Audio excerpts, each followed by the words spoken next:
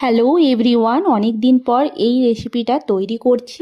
প্রথমে সর্ষের তেল একটু কড়াই গরম করে নিলাম। ঘি যেহেতু বাড়িতে ছিল না, তো তারপরেই অল্প পরিমাণে মাখানা চিড়া আর ওটস নিয়ে নিয়েছি। এটাকে ভালোভাবে রোস্ট করে নেব যতক্ষণ না পর্যন্ত মাখানাটা হাতের সাহায্যে গোড়ানো যাচ্ছে। তারপরেই আমি দিয়ে দিচ্ছি একটু নুন, তারপর আবার ভালোভাবে এটাকে ভেজে নেব। দেখেই বুঝতে পারছো এটা আমার খাবার না, এটা আমি তৈরি করছি আমার ছেলের জন্য। হাতের সাহায্যে যখন মাখানাটা ভেঙে যাচ্ছে, ঠিক সেই মুহূর্তে নামিয়ে রেখে দেব। আর কিছুক্ষণ ঠান্ডা করার পর এটাকে আমি পাউডার করে নেব। তো পাউডার করে নেওয়ার পর এটার মধ্যে আমি মিশিয়ে দেব দুধ, যেহেতু এটা আমি সন্ধেবেলায় খাবারটা দিচ্ছি।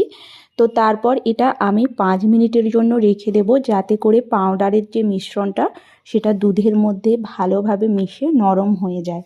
তো রেডি হয়ে গেল সন্ধেবেলার খাবার আমার ছেলে।